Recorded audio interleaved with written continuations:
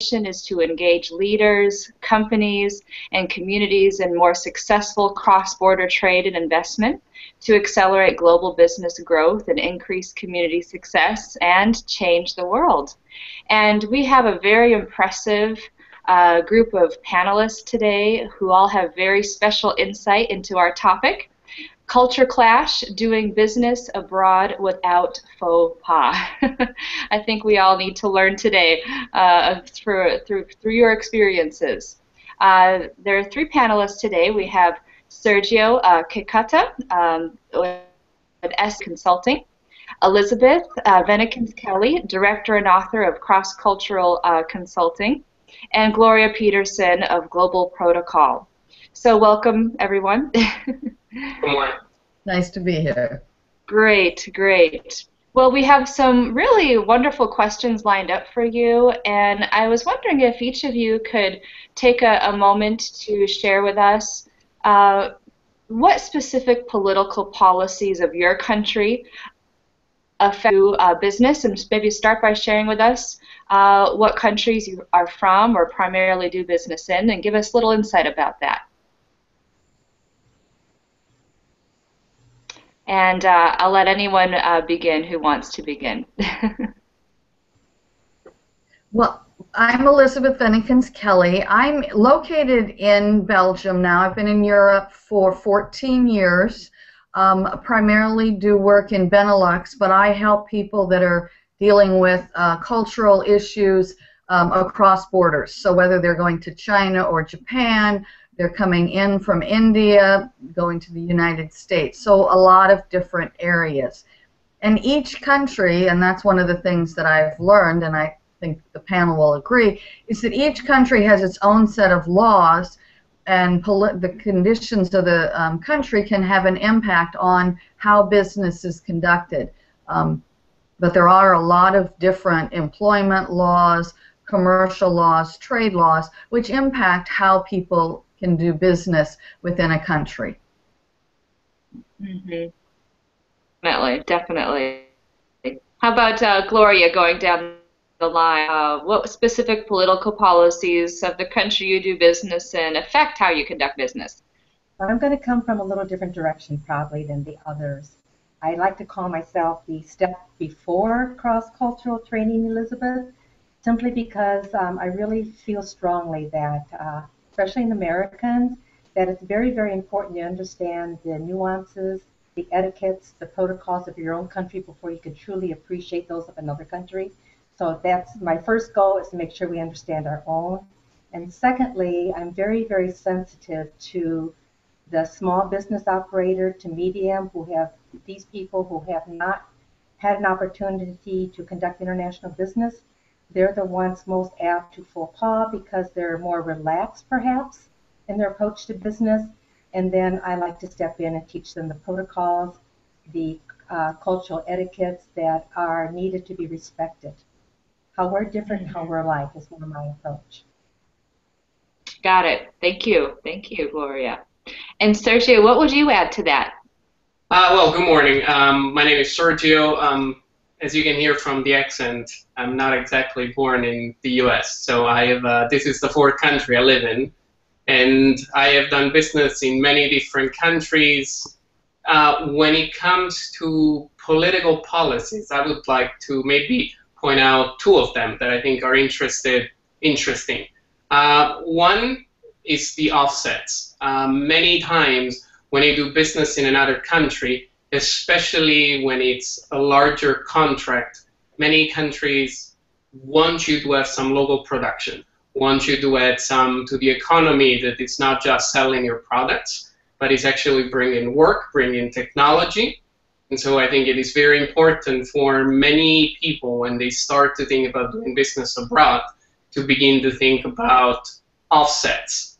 And with offsets also goes import duties, because it's one of the little things that no one tells you. It's that many times, especially in many of the emerging economies, if you do produce locally and then you are defined as a local product, then at that point your import duties go significantly down. So it's just little things that you get to know when you start doing business abroad. And I think this was especially very evident for me when we did business in Brazil, because they have very complex import duty laws and very high import duties as well. Well, and I'd like to follow up with that. You were talking about the producing of the products. Also, some countries have strict laws about who the leadership is in a country. So, for example, if you register your company in India, because there's some tax benefits to doing that, they have a requirement that the leadership be Indian nationals. And the same is true of other countries. For example, there was a company that was bought by a Saudi company, and they, the leadership had stock options in that company. But when it was purchased by a Saudi Arabian company, it's not. They don't allow anyone other than Saudis to have stock options in a Saudi company. So again, when you're doing business across, sometimes there's a requirement that there be also leadership from the local country in which you're going to be doing business. You see, I think, if I can back to what Elizabeth was saying, I think something that's very interesting, especially in China, when it comes to any of the big projects that are part of the 5-year plan that China puts together all the time, I mean every 5 years, and the next one is coming in a few days.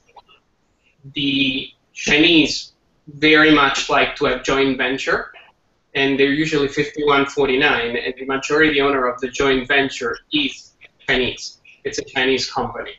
So you're not allowed to walk into the country and just open a subsidiary when it comes to what they consider to be these very sensitive technologies for the country. And there are benefits to that. A little bit, you know, what was mentioned. If you do, you know, sometimes it's a requirement, but there's also benefits to having local nationals who understand the cultural nuances and what is expected, and also understand all of the laws that need to be, or can direct you to the people that can help you with that. Because again, there are sometimes some subtleties that can be missed if you don't have a local expert. Mm-hmm. Yeah, thanks everyone. That makes a lot of sense. And that just brings us to the next question about when negotiating in different cultures. How does negotiation differ here versus countries you've done business in? Everything from the pacing of the discussions surrounding the deal and how directly or indirectly negotiations are communicated in specific cultures. I'd like to step in there for just a second. I think one of the things that we need to be clear about is when we're dealing with other countries, which ones are relationship focused and which ones are result focused. We as Americans tend to be more result focused. If it's a relationship focused country, communication is going to rely very heavily on the relationship information, where the results focus might rely more on the legal aspect of the information. So we really have to define what we're dealing with here with each country, as far as how they communicate and how they prefer to do business from a strong relationship point of view. Or, you know, if you pull out the contract, the legal part of it too soon, you might offend. Where other countries expect that up front. That's where we have to be careful. Elizabeth, you probably have some comments on that. I do, and I thoroughly agree that you have to establish relationships. In some relationship-based cultures, you know, it can be as much as 18 months. Others, it's shorter. But there are a lot of most countries have more relationship-based approaches than the United States. Although I do find it interesting, you know, when you think about the United States, we used to have an old boy network. I mean, relationships are still important in the United States, but they probably play a bigger role in some countries outside the United States. And so that social aspect is very important, and you have to know whether or not, when you can discuss business, whether you can discuss it over a meal or not, and things like that. One of the things that particularly Americans have to be careful of is that if they really want to get a job, a contract, or they want to get the business moving maybe faster than the culture which they're interacting with, those cultures will use that to their advantage. So it's very important, again, that particularly Americans understand that they may need to take a bit slower pace if they're going to get a good deal. And the other thing is that many times cultures look at what your history is. So they're not interested in a one-time deal. They're interested in doing business over time and creating relationships that are going to be long-lasting, not a one-time deal.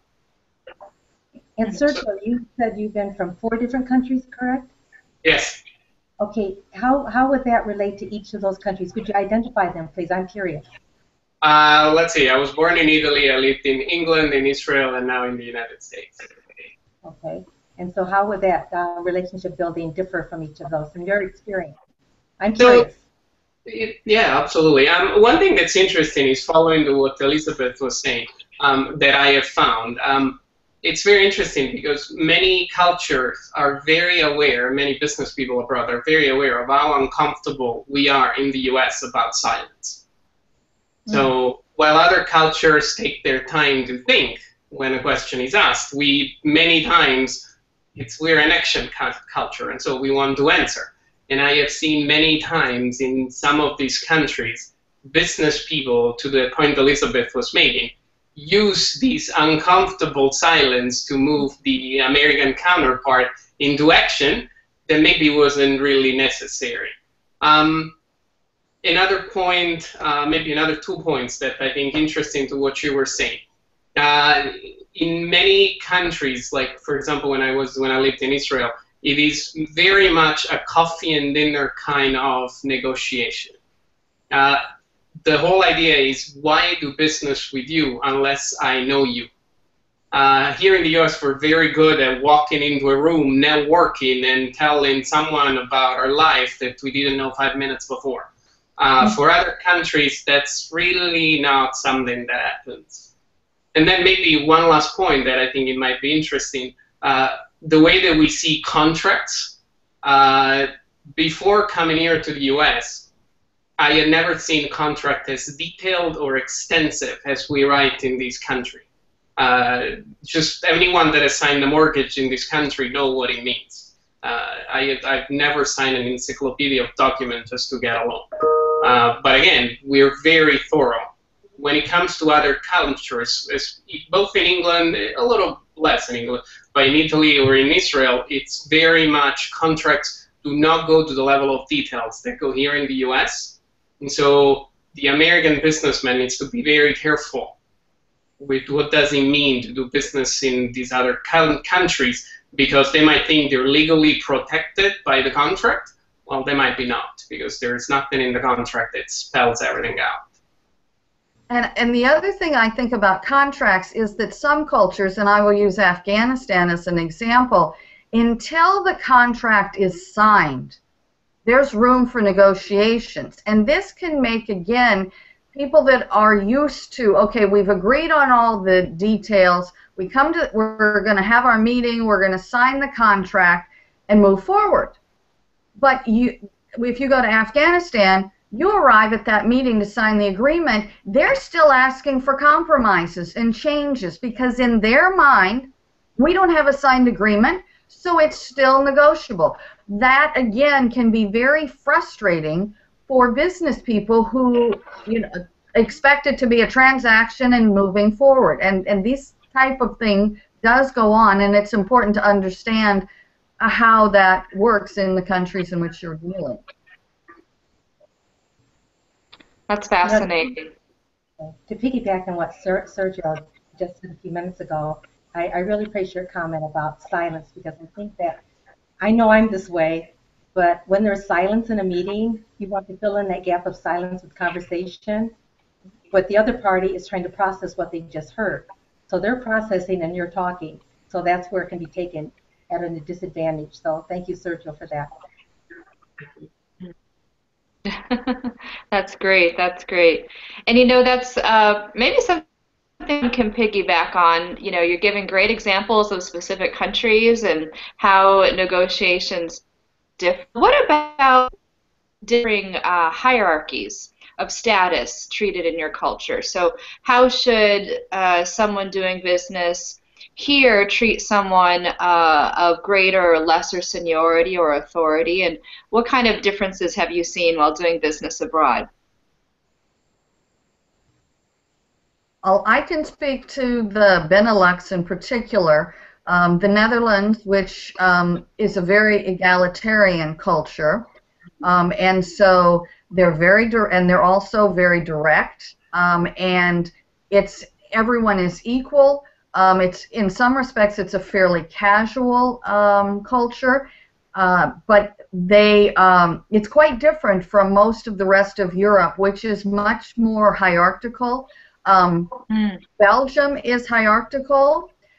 You don't use first names until you're invited to, and the boss is more the boss. And then you have some place like Germany, which has not only one title but frequently two. You might be Mr. Professor and then the last name. There's a joke that says that the administrative assistant's first names is the greatest secrets in Germany because they are never used. It's very formal, and like some languages where you have two different you have a formal and an informal. It's very important to know those and use those. And then you also have places such as Poland, not the Benelux, but Poland, where the boss is expected to know everything. And again, the boss is very much the boss. So hierarchical is quite common in a lot of countries in Europe. The Netherlands is probably one of the most flat ones, but that's rather the exception than the rule. Do they use the first name basis, the Netherlands? Oh, sorry, Gloria. Faster. You always, one of my recommendations is always to err on the side of starting with using the title and then being invited to use the first name. Again, it's the whole issue of you can rarely be too polite. So, let someone say to you, "Oh, please call me Elizabeth," as opposed to feeling that you have encroached upon them or making that assumption of using the first name. Got it.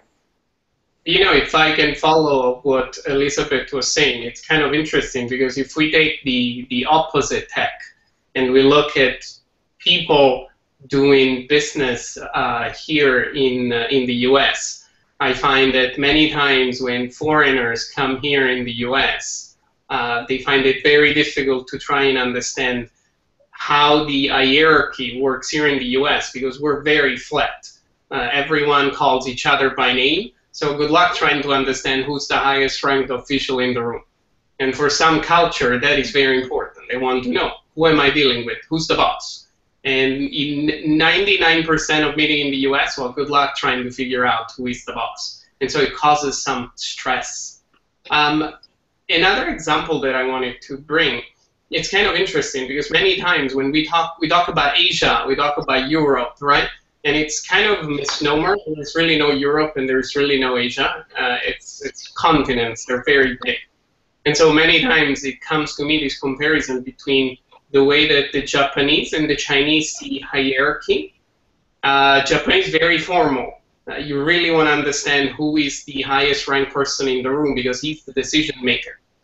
But again, it is kind of obvious who is the decision maker. In China, it's very similar, but at the same time, it's not very clear at all.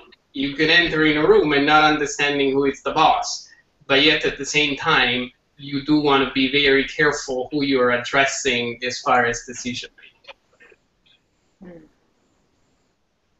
And I think because so many people in the United States have such a casual approach to doing business, first name basis, sometimes you rarely know what the last name is. This can really present a very awkward moment because when you've been casual for so long, to to try to get formal with titles can be very awkward and very uncomfortable. And I think that's something people who are doing, Americans especially, who are doing business with people in other countries need to clearly understand the formality that are appreciated and expected from one country to the next, and they need to practice and get comfortable with it. Great insight. Great insight. And similarly, how are celebrations, if a deal is successful abroad, how do traditional celebrations take place? And what are your experiences been like when celebrating the close of a deal? So I can talk from the point of view of closing a deal with China. And so Okay. I was in Shanghai, and we closed a big deal with this company to open this market. And it is very customary in China for the celebration to be a restaurant. And so in Shanghai, it was seafood. And it begins with a little different steps. Number one, drinking, it's customary and it's normal. And if you don't want to drink, it's not good. You should always drink a little bit to participate. And the other trick is if you do not finish what you're drinking, it's a sign that you're pacing yourself. But if you were to finish your drink, then the host feels that he needs to refill your drink, and then on and on and on goes on through the night. And it's the same thing with food. And I think it's a little trick, especially if some of the taste it's different from what you used. If a plate is empty, it will always be felt by the host that they should refill your plate. So, little trick: if there is anything that you don't like during a celebration, just eat some of it and leave some in your plate so that you can just not eat it all. And the one thing in Belgium and Germany and so forth, and France, France is one where they really like to have the long meals. They're always in the evening, always a lot of wine flowing. And the one thing that, again, sometimes people struggle with is the length of the meal. The meals usually take, and especially a celebration, they usually go on for 3 to 6 hours. So you need, sometimes when people think, well, we'll go to dinner and then I have time to do emails. Absolutely not. And it's very important that appreciation, and I think also the pacing is important, because the wine does flow, the food flows, and it goes on for hours. And I have to say, one of the things that impresses me about at least in Belgium and France and the Netherlands, they have stamina I have never seen. It doesn't matter what your age is, they can go for a very long time. And so people need to be prepared for that and not get anxious or start commenting next to somebody, oh boy, are we ever going to finish? Because people will notice things like that. I want to add to that. Great point, Elizabeth. When I was doing a dining etiquette seminar for Motorola's new hires who are going to be doing business abroad and representing Motorola abroad, I suggested that we conduct a 7-course meal with a wine pairing. I insisted that it take 3 to 4 hours. They were not allowed to look at their watch. In fact, I had them remove their watch. And I had some of them at the end. I said, you need to be prepared for these lengthy meals. You need to understand a proper wine pairing. You need to know that if you didn't finish the sherry with the soup, as you move on to a fish course, you do not say leave the sherry and complete it later. It gets removed because it's part of that course. So wine pairings, understanding that. And I have to tell you that at the end of the seminar, which I think took about 4 hours for that meal, they said that was the biggest challenge you've ever had. How can countries do that? See, we're an eat and run society. We have such an eat and run attitude here. So to slow it down when you travel abroad for countries who put a lot of importance on that meal process, it can be challenging. Well, and the one other thing that also is sometimes a challenge is, for example, when you're flying long distances, some countries, the countrymen expect to be picked up at the airport and taken to dinner. Others want to go to their hotel room and just relax. And again, it depends on the culture, and so it's very important when people are visiting another country that they understand what the expectations are and what is customary so that they are prepared. So if they think, oh good, I'm jet lagged, I'm going to get sleep, maybe not, and they may think if they're not used to entertaining someone, they need to say to that person, I want you to know that we're giving you time to take a break, or would you like to, or make an offer, would you like to have dinner? So that there's, again, that open communication about expectations so that a faux pas doesn't occur. Could you give us some specific examples, Elizabeth, of which cultures kind of like to have dinner upon arrival, which ones typically like to take a rest after flying? Americans want to rest.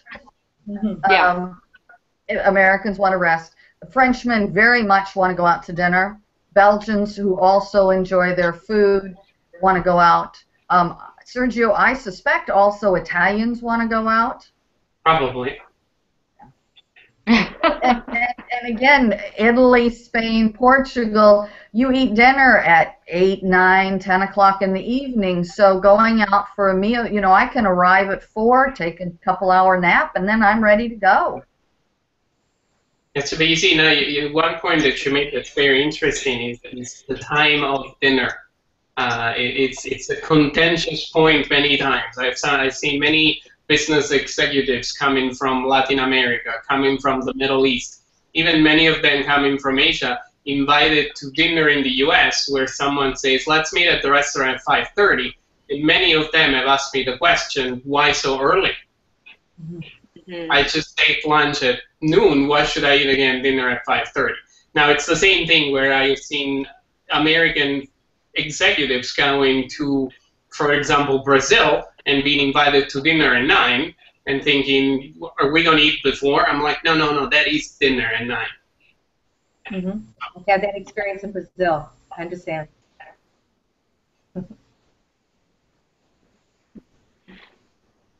Great example. Great example. Yeah.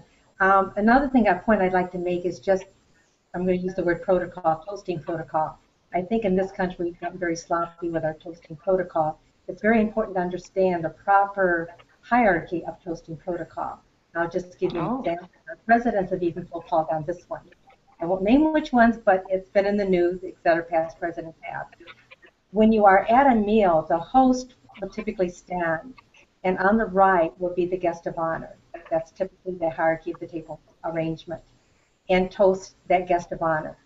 No one else should be toasting until that guest of honor has stood and returned the toast to the host. Once the exchange of host honoring guest of honor reciprocating, then the floor is open for other toasts. How's that different in any of the other countries that you've experienced? But that is the proper toasting protocol here. Well, I don't know if there's others, but I do know that depending on the country, you need to consider what word or phrase that you use, who is filling the glass, whether or not you clink glasses or not, there was another one, and whether or not you empty your glass, which was one of the things that Sergio mentioned. So there's a ritual. Oh, looking in the eye, whether or not you look in the eye or not. Again, I think many countries, the ones that are more ritual based, have a more formal system, but it is important to know which is which. The Coca-Cola CEO a few years ago made a mistake when he was toasting in China, and he used the Japanese word. And again, small, but it was noticed. And again, then you have to build fences, you have to apologize. So it is important to look at those details and make sure that you know check them more than once so that you get it right. Mm. And that makes me curious as you're speaking about what's the proper way to greet someone professionally, shake hands firmly here in the U.S. I think in some cultures a little more and some different ways you've seen people greet each other that's appropriate in specific countries.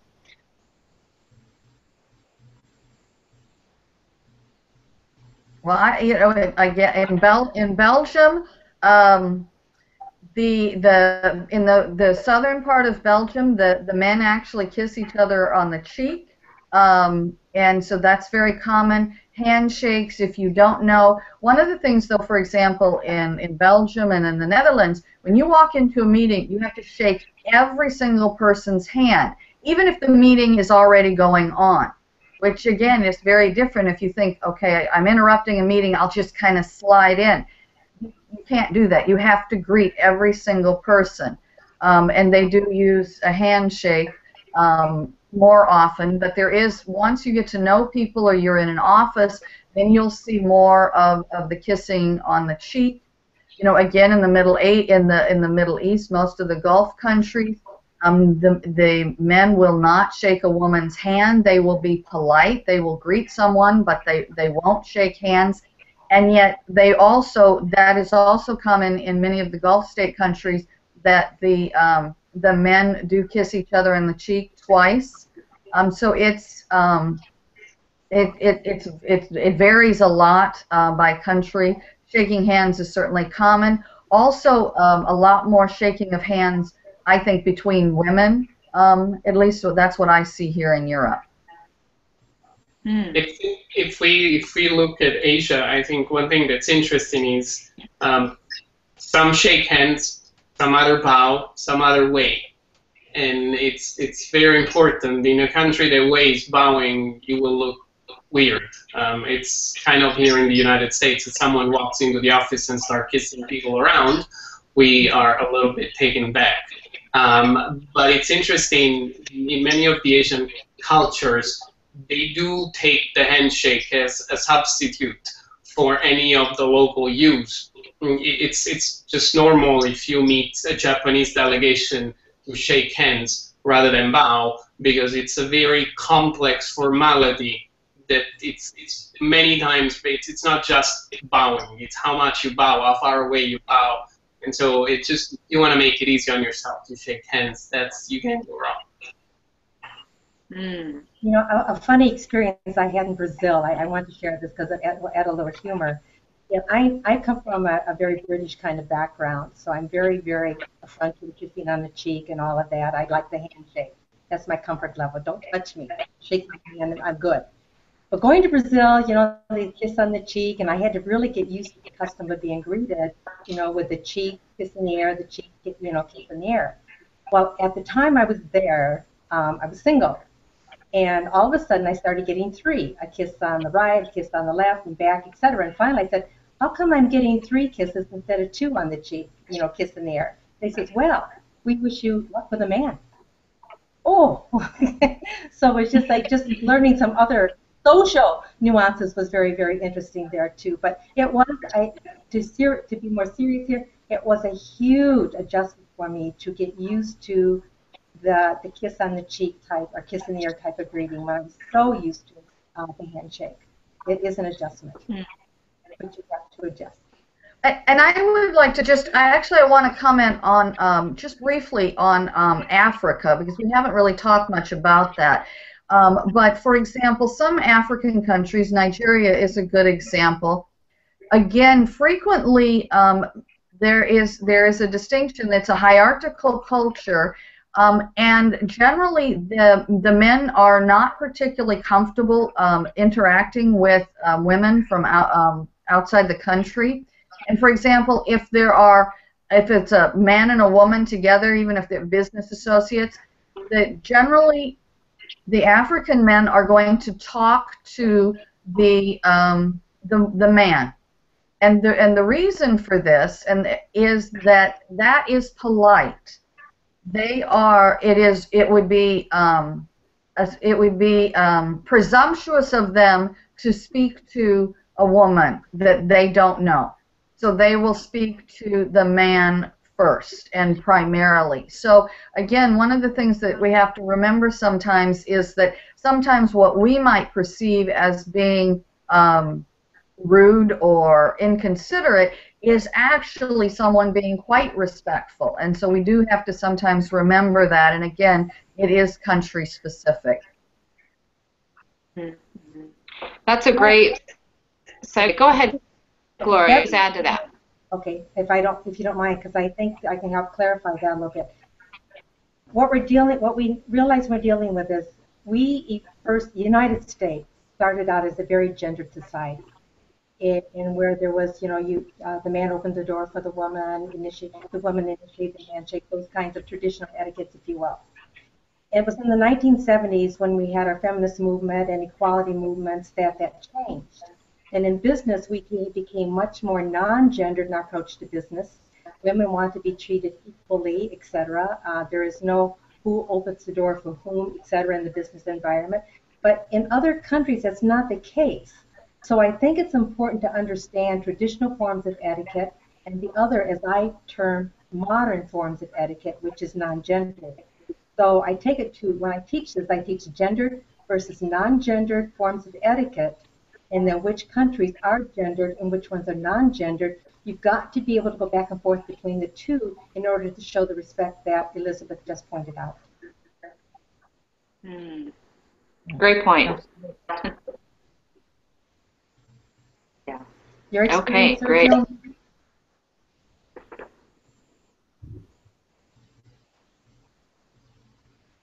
Oh, I'm sorry. My experience. To tell you the truth, it's an interesting, something funny. We had one employee that was this girl that was based in France, and she came to the offices in the U.S. to visit for the first time. And she proceeded to walk into the office, and she proceeded to actually give the usual French kiss on both cheeks to many of the male employees that she knew. And it was funny because I was following her, going to every man, making sure that they understood that they can tell their wives because she doesn't mean anything. It's just saying good morning. I have seen many an adult man blush. So very interesting. Good point. That's a great segue. In fact, have you found others do something really offensive, or have you ever done this sort of offensive abroad, or what have you observed when it comes to people committing faux pas? So let me start, if you guys don't mind. It's a funny story of when I lived in Israel, and I think it's also an interesting tale about hand gestures. In the US, we really don't use our hands that much. I mean, maybe we do, but not that much. I mean, it's more or less moving backward, forward, but we don't have a lot of hand gestures. That's very different in the Middle East. It's very different in Southern Europe. There is a lot of gestures, and many times people tend to speak by using their hands. So I'll give you an idea. I was walking in the corridor of the place I used to work in Israel, and I wanted to talk to my supervisor. And he wasn't looking at me, he was talking with someone else, but he turned around and with his hand, he made a gesture. Now that gesture in Italy means, what do you want? And so I got offended. I'm like, I don't understand. You ask me, what do you want, but you're not looking at me. Well, in Israel, that gesture means wait a second. So what he was trying to tell me without talking to me is to wait. I'm finishing talking with this person, then I'll talk to you. But at least for a few minutes, I got a little offended because I didn't understand why he was asking me what I wanted without looking at me.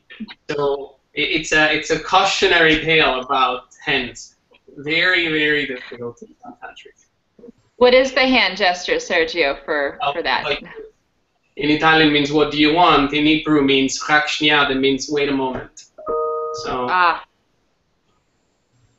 Interesting. Great story. Elizabeth or Gloria, go. Well, from my perspective, I think that one of the things for me is still being surprised and visibly surprised sometimes by what someone does, and instead of I'm certainly trying to be, as opposed to just aware, competent in my cultural approach, but sometimes there are things that still do shock me, and you can see that. Again, one of the things that sometimes the Chinese do is to spit on the ground, and that's not a bad thing. But I have to say, when I've been on the streets and I've seen that occur, that's very difficult for me to see. It's just, and I'm visibly struggling with that. Customer service is something else that's very different from country to country, and coming from the United States, which is a very customer-oriented society, I struggle sometimes with, you can walk into a store in Belgium and no one will acknowledge you because their philosophy is, I'm working with one customer. When I'm finished with that one, I will move to the next one. So if you're being served, it's terrific customer service. But if you have what you think is a quick question, or you want to know for sure that they even know you're there, so somebody says, oh, just a minute, that doesn't happen very often. So very different, and that can, so again, sometimes, your frustration shows. And in my opinion, if they see your frustration, that's a faux pas. They should not see your frustration. They should not see you bored or shocked. I think those are things we have to learn, but some of it is human nature, and sometimes it is more than we would like. I remember that in France, I'd say, "Where's the syrup?" And they'd just say, "Over there," without much attention, or nothing like customer service in the U.S. Definitely.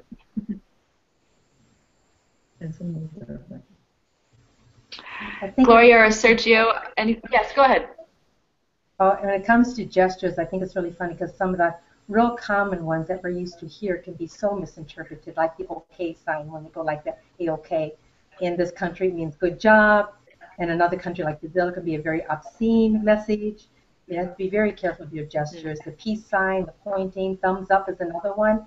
In our country, it means good job again. In another country, it can mean something totally different. So as you get prepared to visit a country, get to know their gestures and how they relate to the gestures you're accustomed to using and how they might be interpreted.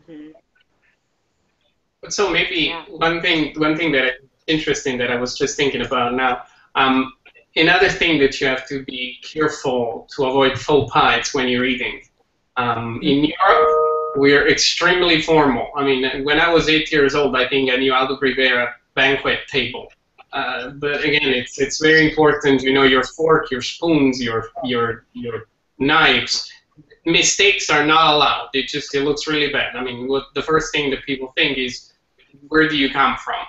But it's even more interesting. I've been to Asia many times, and one of the first things you learn is many times here, we're becoming quite adept at using our chopsticks. However, many times, especially when we have rice bowls, where are you going to put these chopsticks? And so what do? You just stick the chopsticks into the rice bowl. And that is one of the most offensive things that you can do in Asia, because unfortunately, it looks like the incest sticks that they put in the temple. And so it is very offensive. And it's one of the things that I've seen in the U.S. many times. People just put their chopsticks in the rice bowl. No. Put them on top of the rice bowl, put them on the side of the rice bowl, but do not just step the rice bowl with your chopsticks. And to piggyback on that, there are actually 5 styles of dining, and I think it's good for people who travel internationally to understand them. The first one is American, which is where we switch the knife and fork as we're eating and cutting. There is European continental, there's British continental. The difference between the two has to do with the way the fork is used. Then there's Asian, which is the chopstick, and then there's the Middle Eastern, where the hands are the primary tool of eating. So just knowing and getting comfortable with all the different styles of eating is very important, just as important as knowing which fork to use. When it comes to knives, there's a fish knife that is held differently than a steak knife. If you ever encounter it, you want to make sure you hold your utensils correctly. Probably the biggest complaint I get from corporate executives as they're preparing their team to travel abroad is please, please, please teach my people not to stab and saw their food. And that's kind of a term that's used. But we've gotten very, because it's been fast food, you know, there's been a lack of formality in the dining scene. We've gotten very sloppy, and we really have to be careful. We really do need to know, as Sergio said, our dining etiquette, very definitely. The one other, and I 100% agree with the dining, and I do think that sometimes it gets underappreciated how important it is and what an impression it can make. I think it's extremely important. But one other thing that I see sometimes that I think we need to just remember is, and this is more for non-Americans that don't have English as a first language. Because of the film industry and the music industry and so forth, there's a tendency to believe that our colorful language, particularly our obscenities, are very common and that everybody uses them. And one of the challenges is that when it isn't your first language, you may not have a feel for what that word really means. And that can be very dangerous. I was at a function, a professional women's organization, and we had an MC. And out of his mouth, at least a dozen times was the F word. And for the Europeans, that was not particularly an issue. But I have to tell you that for all of the native speakers, we were just really taken back. But I have no doubt about it, having lived here long enough, there truly is no concept of how offensive that is. And I think that we have to be careful. You know, sometimes that seems to be the first language, the first words that we learn when we go somewhere else. Again, can be very dangerous. When I was in Germany, I learned how to say shut up from watching TV shows. And my husband said, you really don't want to be saying that in German. It's offensive. And so I think that that's one thing that is important. And I had somebody once say, well, I teach people how to curse in English. And in my opinion, no. You just tell them that is not for the business place, in my opinion. You see, Elizabeth, following what you're saying, I think was something else that you need to be very careful is humor. Humor does not translate across languages. It is very easy to get yourself into a lot of trouble because even something that is funny in your culture might not be funny in another culture, and even worse, something that sounds funny in your language might not sound funny when it's translated. So always careful when using humor. Not easy. I would agree. Good to know. These are great examples, great examples. Does anyone want to add anything else tonight or this afternoon, depending on where you are in the world this morning, to the subject of faux pas in general? I'd like to add, I think we haven't talked about the business card and the important role that the card plays. I think sometimes in this country we hand out our business card like it's a deck of cards and just pass them out. In other countries, it's an extremely important document. Certainly in Asia, you know, the proper way that there's a slight bow and then hold the card on the corner and you present the card. You look, as you receive the card, you look at it long enough to honor it, but you don't just rush it into your pocket. So please speak to that. I think that's an important topic to end on the business card exchange.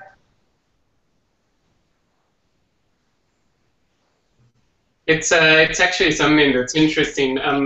It's a little trick that I use, especially in meetings. It takes me more than the average human being to remember names. And so one of the tricks that I use that also comes out and looks very nice, many times, especially in big meetings when we have more than one person, we tend in the US to kind of hoard the cards, as Gloria was saying, kind of deck of cards. What I do instead is I arrange the cards in front of me according to the people sitting on the table, so that each card points to a person, so that not only looks like I am taking a look at their cards, it also helps me remember who's who. Good one. I think that's a great suggestion. I think the other thing that you just have to, one of the things that people need to also just realize is they're not always the same size. And there are also things like the quality of the paper, the typeset, and even sometimes the colors, and also what information is on there. If you are doing business in another country and you're going to be there for a while, then you want to have English on one side and French on the other, for example. So you need to, and some places you need your credentials on there, other places you don't.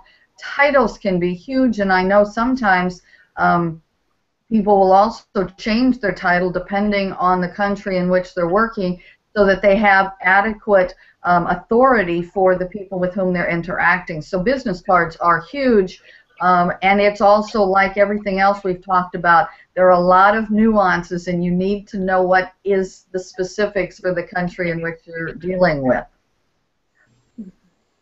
Great. Great. Anything else, anyone? These are really, really helpful tips here. Okay, well, I think we've had a very successful call today. We've covered everything from business cards to meals to different genders, and very insightful. So I'm very grateful for the time the three of you have spent with us today. So thank you for spending some time with us. Event Culture Clash, Doing Business Abroad Without Faux Pas, and I really appreciate all of your time. Thank you so much. Thank you for the opportunity. Thank you.